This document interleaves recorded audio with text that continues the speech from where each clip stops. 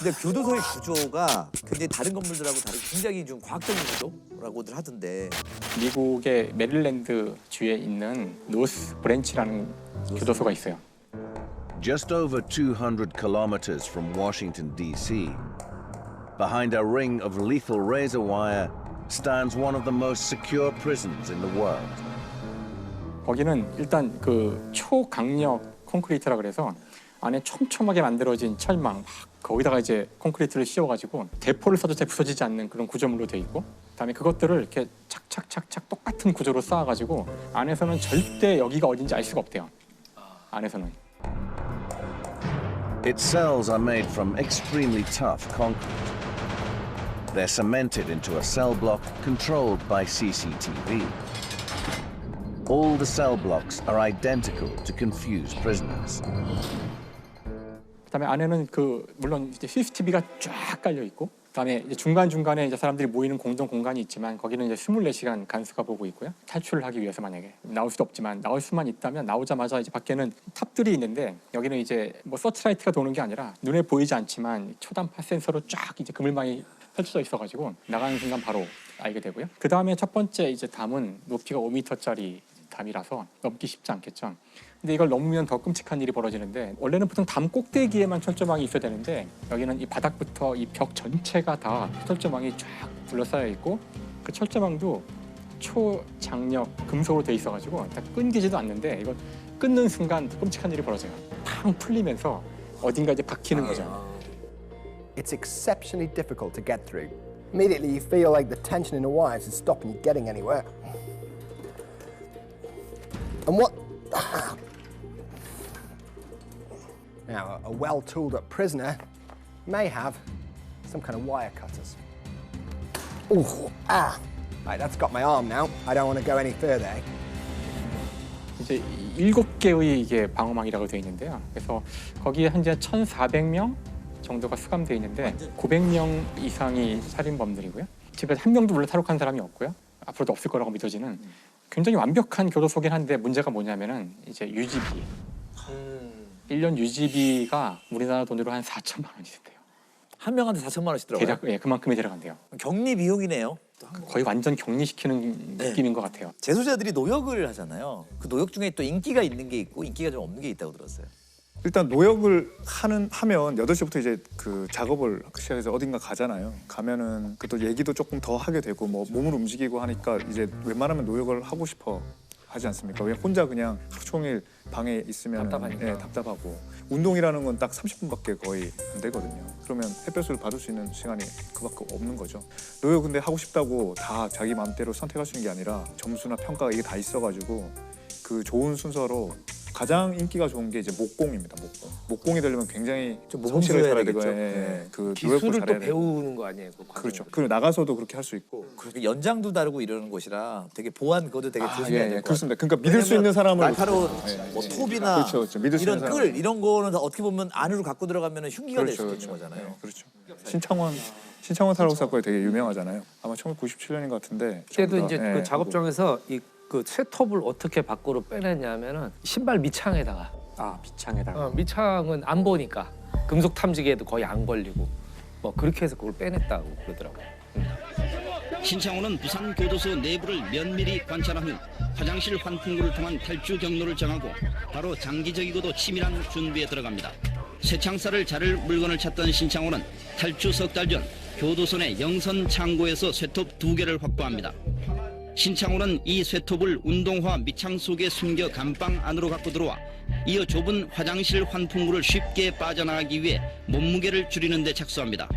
식사량을 줄이는 방법으로 3개월에 걸쳐 80kg의 체중을 60 내지 65kg으로 줄이는 한편 직경 1.8cm인 쇠창살 2개의 양쪽 끝을 손으로 치면은 바로 떨어져 나갈 정도로 자르는 데에는 20일가량 걸렸고 모든 준비를 끝낸 신창호는 97년 1월 20일 탈주를 감행합니다. 그때 신창호는 약간 좀 영웅시 되는 그런 분위기가 좀 있었어요. 분위기가 맞아요. 있었어요. 되게 범죄자인데 국민들 사이에서는 그때 약간 화제의 인물? 그 티셔츠 막그 꽃무늬 티셔츠 그게 굉장히 유명해졌죠. 하고 그가 검거될 당시 입었던 알록달록한 쫄티는 명품 브랜드 제품이라는 잘못된 소문까지 돌면서 주목을 받더니 그해 여름 쫄티 유행을 이끌었습니다.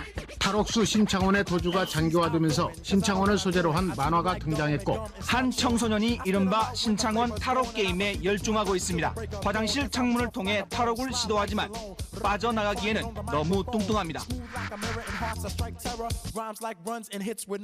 주로 부유층을 털되 사람은 해치지 않고 턴 돈의 일부는 가난한 사람에게 나눠주는 의적. 그러나 이런 신화는 고향 친구의 말 앞에서 무력해집니다. 한번 나갔다 오면 돈이 생기는데 그걸 한 달 일해가지고 돈을 벌려니까 그게 이제 양이 안 차는 거예요. 그도 그냥 편하게 살고 싶은 도둑에 불과할 뿐이라는 얘기입니다.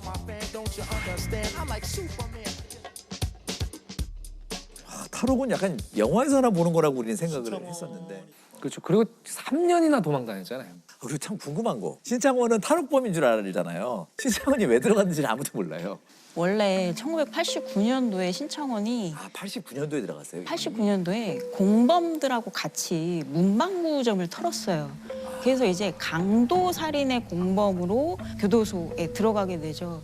그리고 나서 지금 이렇게 탈옥을 해서 이제 무기징역에다가 플러스 22년 6개월 형을 이제 더 받게 돼요. 도주죄는 징역이 되게 그 법정형이 지금 낮아요. 그냥 도주한 거는? 네, 도주죄는 그래요? 되게 낮아요. 그 신창원이 그렇게 큰 중형을 받았다는 거는 도주에서 저지른 범죄가 좀 네, 심했군요. 그러니까 신창원은 범죄가 되게 중했어요. 오늘 공개된 신창원의 유류품들입니다. 모두 100여 점에 이릅니다. 위협적인 갖가지 흉기들, 절단기와 셋톱 쇠사슬 등은 신창원의 수많은 범죄 행각을 대변하고 있습니다. 훔친 차량 번호판도 15개나 됩니다. 압수된 1억 8천만 원이 된 돈가방입니다. 이번에 검거되지 않았으면 얼마든지 도피가 가능했을지도 모릅니다.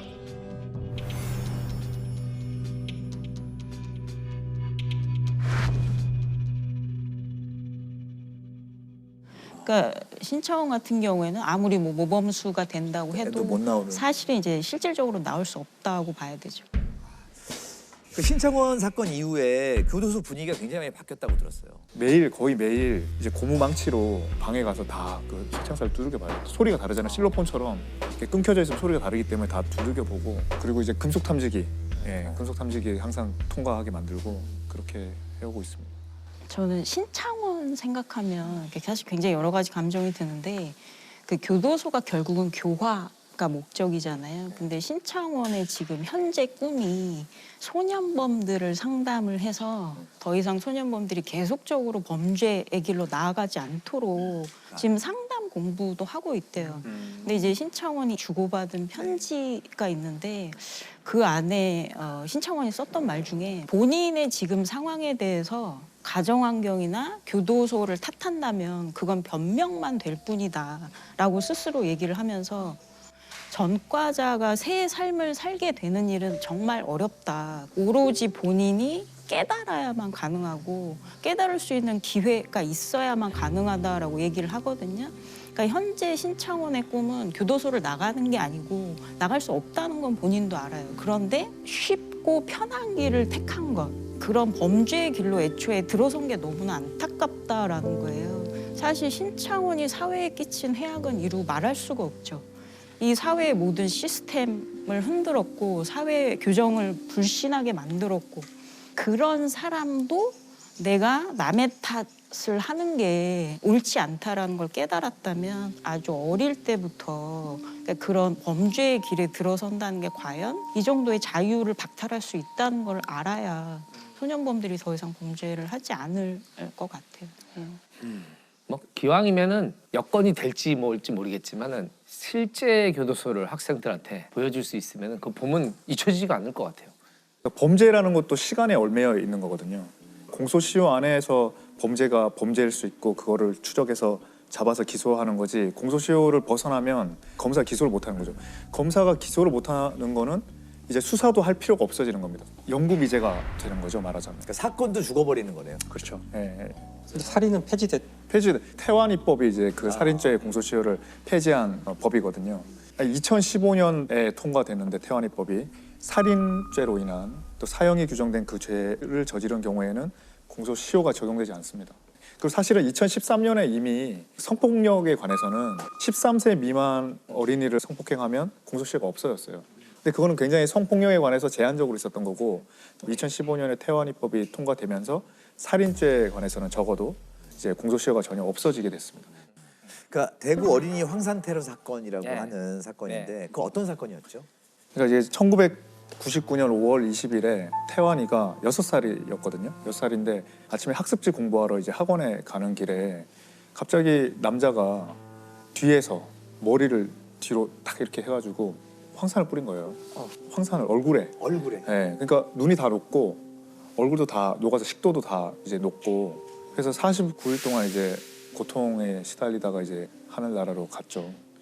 네, 그러니까 뭐 정말 말도 안 되는 일이 일어난 거죠. 그러니까 태완이가 무슨 너무 황당한 일인 거죠. 말 설명할 수도 없는. 그러니까 그 영상을 보면 너무 안 됐어요. 그러니까 붕대로 온 몸을 다 발 빼고 붕대로 감고 있는데 당시 용의자들은 있었나요? 그러니까 태완이가 지목한 사람이 있었죠. 한 사람. 네. 얼굴을 딱 본 건 아니고 이제 황산을 본 거죠. 그러니까 이게 뿌리는 거를 본 거죠. 뜨거운 물이 부어졌다고 생각하는 거죠. 그리고 목소리를 들은 거죠. 네. 그리고 이제 그 신발에 황산이 묻어 있기도 했고. 네. 근데 이제 그분이 애가 그렇게 된 걸 보고 그걸 데리고 또 병원에 가고 막 이렇게 했다는 거예요.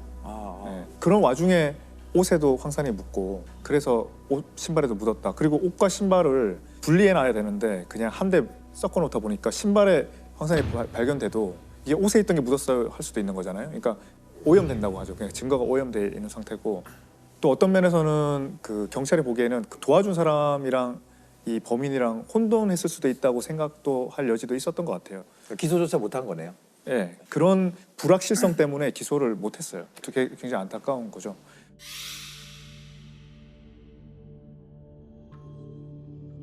그 다음에 또 하나 처음에 이제 좀 문제가 됐던 거는 황산이 검은 봉투에 들어 있었다라는 거였거든요. 근데 황산이 검은 봉투에 넣으면 그냥 타버리지 어떻게 검은 봉투에 황산이 들어갈 수 있겠느냐. 그래서 그 말을 믿을 수 없다고 한 거예요. 그러니까 그 산이란 이 강산이거든요. 황산, 염산, 뭐 질산 이런 거요.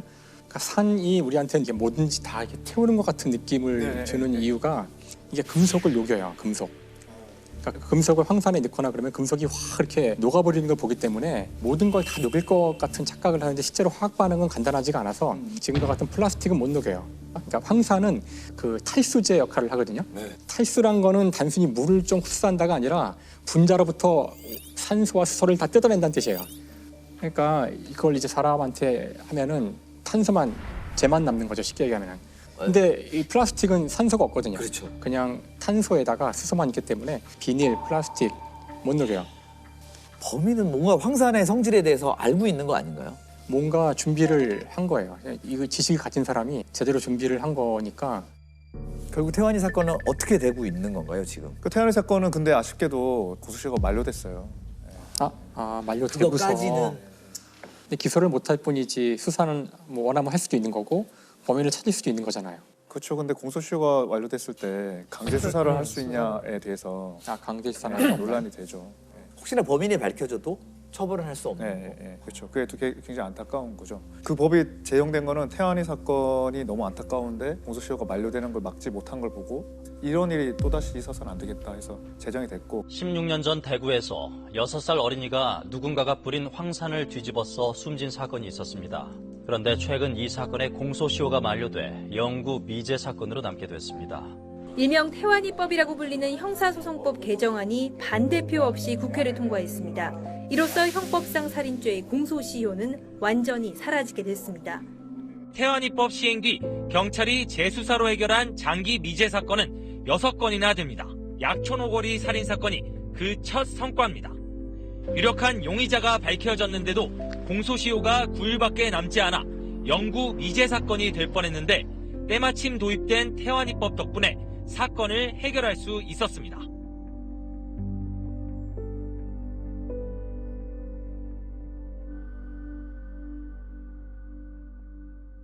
공소시효 관련해서 마지막으로 하나만 더 말씀드리면 이것도 대구에서 대구 양궁 선수 살인 사건이라고 대구 한 그 구청에 소속된 이제 양궁 선수가 있었는데요. 그 동네 슈퍼에 있는 유부녀하고 이제 눈이 맞아서 그 남편을 죽였어요. 교사를 했어요. 네네. 그러니까 그 사건이 되게 컸어요. 그래서 뭐 경찰청 사람들이란 프로에서도 다 수배를 했는데 우리나라에 전혀 흔적이 없는 거예요. 알고 보니까 몰래 외국으로 갔던 거죠. 일본으로 갔다가 그래서 또 중국으로 건너갔어요. 그래서 한 19년 동안 도피 생활을 한 거예요. 근데 19년 동안 도피 생활을 하면 힘들잖아요. 힘들고 그 살인죄 공소시효가 15년이잖아요. 그럼 이제 끝났잖아요. 그래서 변호사한테도 확인했더니 다 끝났다. 자수하고 중국에서. 그 자수하면 자수를 하면 이제 밀항했으니까 불법 체류자니까 다시 한국으로 오게 되잖아요. 딱 왔는데 이제 경찰이 기다리고 있었던 거예요. 체포하려고. 그랬더니 그 경찰한테 너 잘 모르는가 본데 시효 완성된 거다. 당신 날 체포할 수 없다고. 예. 근데 이제 경찰이 그냥 체포를 해서 수사를 해서 기소를 했어요. 왜냐면 그 처벌을 면하려고 해외에 도망가 있으면 시효가 정지되거든요. 근데 그걸 몰랐던 거예요. 야, 그럼 변호사는 중국 변호사였던 거예요. 중국의 법에는 중국 법에는 그런 너 우리나라 규정이 없어요. 예. 야, 이게 약간 좀 와 이거 무슨. 근데 이제 이 사람이 이제 또 꾀를 낸 게 사실 나 한국에 2014년까지 있었다가 중국 간 거다. 그래서 한국에서 이미 시효 완성해놓고 중국 갔다고 또 거짓말을 한 거예요. 왜냐면 밀항식이는 안 나오니까. 예. 그러면 이제 한국에서 시효 완성되면 왜 도망가? 이렇게 해가지고 도망갈 이유가 없잖아요. 한국에서 시효가 완성되면. 제 꾀의 자의가. 그래서 형을 22년 받았습니다. 아, 계속 공소시효에 관련된 얘기를 하게 되는데 저희끼리 좀 그런 얘기 한번 해보죠. 공소시효 과연 필요한 것인가? 네, 그러니까 자원과 인력이 한정되어 있잖아요. 그리고 매일매일 사건이 발생하고 있잖아요. 그러면 어떤 인력이나 이런 것들을 자료가 남아있지 않은 것에 투입하는 그런 측면도 있는 것 같아요. 예. 그러니까 우리가 분노에만 너무 초점을 맞춘다면은 당연히 그 범인 찾아야겠지만 그러니까 강력 범죄는 뭐 이론이 어디가 없을 것 같다는 생각은 들어요. 국민 법 감정이. 그래서 분노를 제가 김은희 작가님 처음 뵀을 때 제가 그때 이 얘기를 하셨어요. 혼쭐을 많이 났거든요. 그때 혼쭐 난 게 법조인을 대표해서 그때 두 가지가 양형이 왜 이렇게 약하냐와 공소시효가 왜 있냐. 특히 나쁜 사람한테 공소시효가 왜 있냐. 근데 저는 대학 때부터 공소시효는 당연히 있어야 되고 그게 법적 안정성의 제일 핵심이다 이렇게만 배워왔는데 또 그렇게 말씀드렸는데 또 혼쭐 내시고 또 혼쭐 내시고 그러니까 대화가 끝이 안 났어요. 계속 그래서 제가 여기는 계속 변명을 아닌 변명을 하고 있고 김은희 씨는 국민의 법 감정을 대표하는 대표인으로서 지금 되게 유하게 말씀하시는 거예요. 그래서 아니 집에 갔는데 계속 그게 에밀레종처럼 계속 생각나는 거예요. 계속. 근데 이제 한 번씩 이게 울릴 때마다 선입견이 깨진 거예요. 아 진짜 왜 꼭 그렇게 공소시효가 특히 아주 중요한 범죄는 없애도 되는 거 아니야? 문제는 좀 약한 사건들에 대해서 공소시효가 필요한지에 대한 논의는 계속 있어야 될 것 같아요. 과연 이 사람이 그런 강력 범죄를 짓지 않았는데 평생 벌 받을 걱정하고 사는 게 과연 좋은 것인가? 왜냐면 이 분노되는 사건들만 생각해 보면 진짜 없어졌으면 좋겠는데 또 그렇지도 않은 사건들도 있거든요. 예를 들면 사기는 사실 강력 범죄로 안 끼지 않습니까? 네. 근데 사실 굉장히 더 치명적이고 더 상처받는 게 사기인데. 그럴 수도 있죠. 그 이제 선거법은 어떻게 하실래요 그러면? 선거법 같은 경우는 지금 공소시효가 되게 짧은 축에 속하는 법이잖아요. 그게 너무 길면 이제 문제가 이제 선거 결과를 놓고 계속 싸울 수 있으니까 선거법 뺍시다. 선거법 빼고. 그래서 이게 쉽지 않은 것 같아요. 그래서 이런 일률적으로는 안 될 것 같고 일단 강력 범죄로 시작됐으니까 없애는 거를 이제 하나씩 논의가 필요하지 않을까? 더 늘리거나 없애거나. 아니 근데 저는 그때 김은희 작가님 그냥 농담으로 하는 말씀이 아니라 법률가잖아요. 저는 그냥 처음부터 이건 이거야라고 이제 주입 교육을 받은 법률가잖아요. 지금 생각하면 특히 김은희 작가님한테 혼쭐 난 이후로는 그게 정당한 건가? 저도 좀 생각은 좀 들어요. 그리고 사모님 덕분에 다 오늘 이야기를 할 수 있었네요. 존재감이 엄청납니다. 여기 계신 것 같아요. 멀리 계신데도 그러니까. 계속 혼쭐이 나시니까. 다음엔 돈줄로 좀 부탁드려요. 알겠습니다.